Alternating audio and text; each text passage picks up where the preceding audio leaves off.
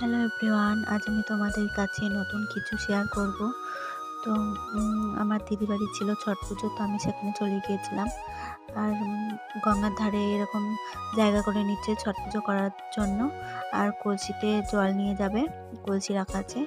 আর দেখো, ছট পুজোর আগের দিন এখানে গঙ্গাতে চান করতে হয়, তো সবাই চান করতে চলে এসেছে।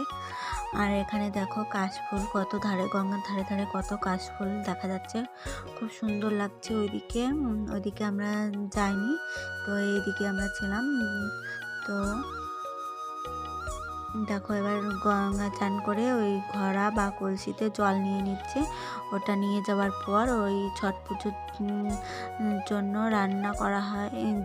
ছট পুজোর প্রসাদ এই জল দিয়ে, গঙ্গার জল দিয়ে করা হয়।